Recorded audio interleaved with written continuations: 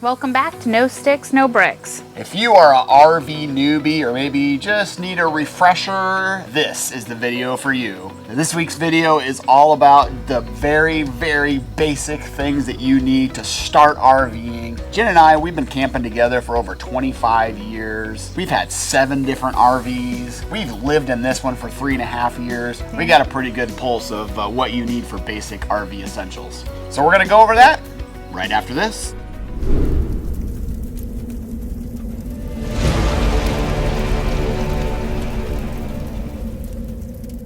All right, so let's break it down by systems. Let's start with the sewer system, one of our favorite topics, right? The stinky slinky. Turn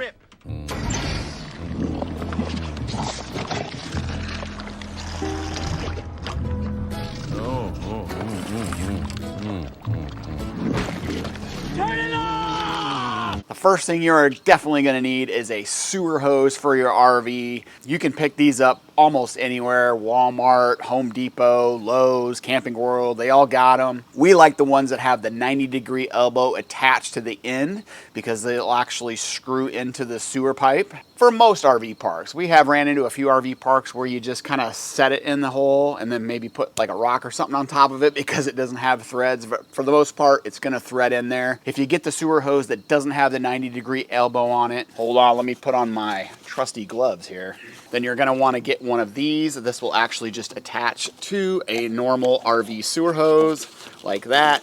And then this part will go into the ground and you can see the threads, it'll screw into it. So that way you can get rid of all your nasty stuff. Now, when you get your sewer hose, you don't want to just get one sewer hose, all right? So we have an extension as well. In fact, we've got like 3 extensions because sometimes you'll get to an RV park and your sewer hose won't reach where the sewer actually is. You're definitely going to want to get a few extensions, have those handy. We put everything in a action packer tote, so that is our stinky slinky tote. Got everything that has to do with sewer inside that tote.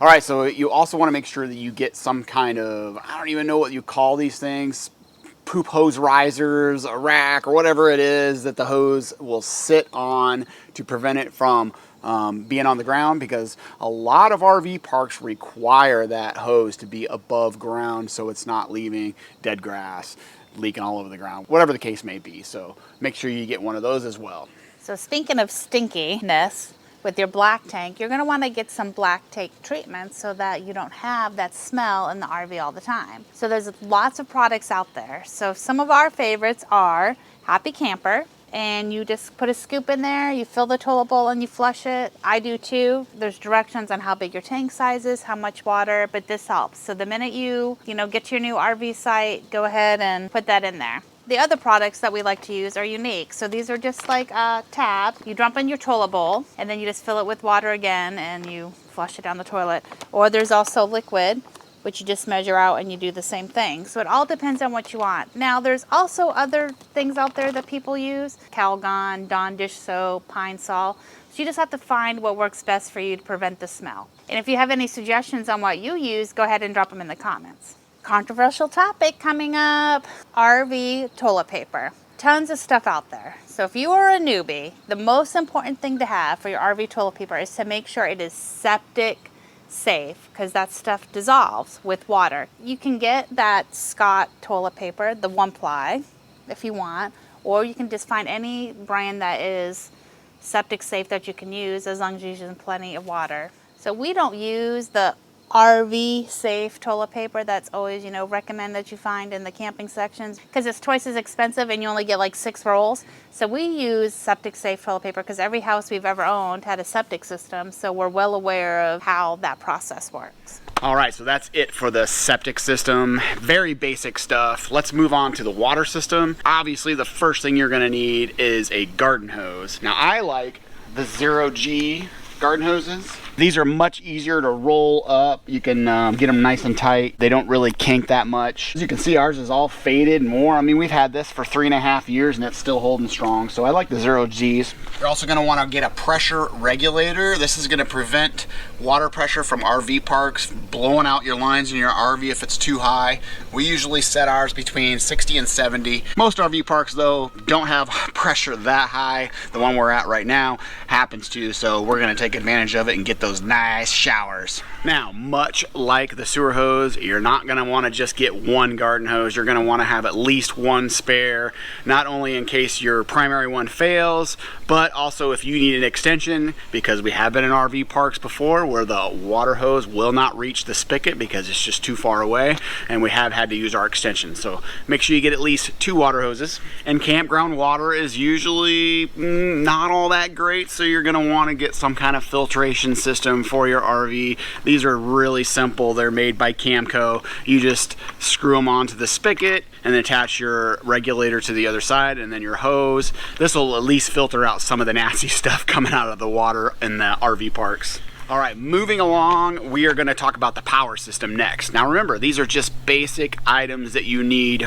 if you're a brand new RVer. Number 1, a surge protector. We actually went with the Watchdog. This works really good. We've had it for about 3.5 years now since we've been full-time, and it's never let us down. It's actually saved us a few times with RV voltage either getting too low, too high, whatever the case may be. We've had lines drop off in 50 amp parks, and this will save your RV from getting fried. If you have an RV that's rated for 50 amps, then you are definitely going to want to get one of these. This is a 30 amp adapter. So this end will hook into your 50 amp plug, and then this end will hook into your box at the RV park if they only have 30 amp. Trust us, we made this mistake one time. We bought a new RV, forgot to pick up a dongle, went to a park with our 50 amp RV, and all they had was 30 amp, and we had no way to plug in. So make sure you get one of these. Another thing that we highly recommend is to get one of these 90-degree elbow extensions for your power cord. Otherwise, when your power cord's coming out without this extension, it is putting a lot of pressure on this housing, and it will end up pulling the wires right out of your RV. I've seen it happen many times. So while you're grabbing that 30 amp adapter out of our Amazon store, make sure you pick one of these up too. And staying with the theme of always having extra stuff, extra sewer hoses, extra water hoses, you're also going to want to get an extension for your power cord. Now, I would not say this is like day one gotta have it kind of thing. We rarely run into this issue where our power cord's not long enough to reach the pedestal, but it has happened. We do have an extension for our power cord, but we've only used it a handful of times. But you know, if you don't have it, that's when you're going to need it. So there's something very basic that people forget that's very important, and that is chocks. So we have a 5th wheel, and so whenever we hook up or unhook, we always put the chocks down after we get everything done, because what happens is once we unhitch that truck, or we hitch the truck up, whichever way, the RV moves, and the last thing you want to do is have this RV backing up into the person behind you or going forward or whatever the case is, so you want to leave it secure. So you may find this hard to believe, but there are plenty of RV sites that aren't level. And so we do have a leveling system on the RV. However, there have been plenty of times that we've had to use leveling blocks. Example is the site we're in currently now. That's why we have them, because it slopes up. So the front of the RV was much lower, and as the RV was leveling, it kind of stopped and aired out because it couldn't go any higher. So you want to make sure you have leveling blocks. The blocks are also very handy because if the ground is unstable, it gives you some stability for your jacks. You're not sinking into the sand, the mud, or whatever terrain you have at the site. This is our first RV that we've ever had that actually has an automatic leveling system. All of our other previous RVs didn't, and we had to have leveling blocks. So if your RV does not have an automatic leveling system, then it is absolutely day one necessary to have your leveling blocks, because that's the only way you're going to get your RV level in whatever site you pick. So you have a few different options. You have like the Lynx blocks like what we have right here, where you can stack them up and down, or they have leveling blocks that actually go underneath your tires. You pull forward or backwards and they will adjust their height based on that and get your RV level. So those of you who travel with pets, you're going to want to have a few items as well.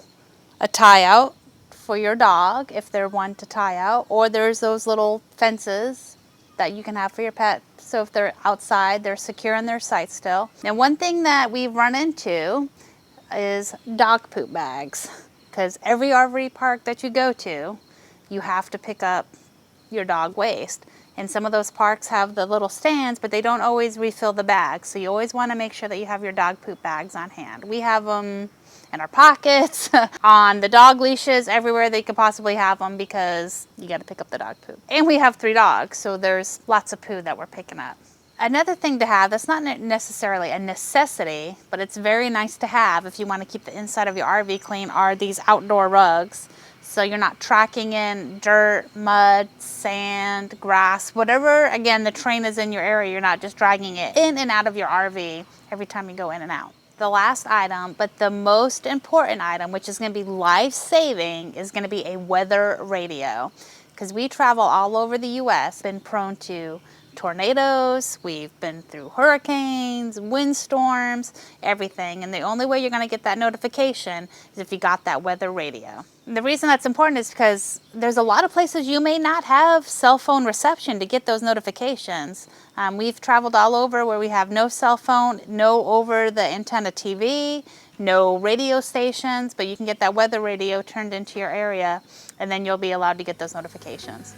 All right, guys, we know this was like super basic, but that's basically what this video is geared towards, is you RV newbies, you're just starting out. Yep. We've got a lot of experience that we want to pass on to y'all. If you're watching this and you're experienced too, and you've got other ideas you think people should have, day one, brand new RV, put them down in the comments. If you have any questions whatsoever, feel free to hit us up. We have an Instagram account, we've got a Facebook account. You can message us through those, or you can just drop them in the comments in this video, however you want to do it. But we love helping other people out. We want to pay it forward because people helped us out when we first started. Let's face it, we were all RV newbies at one time. Definitely. So until next week, guys, safe travels.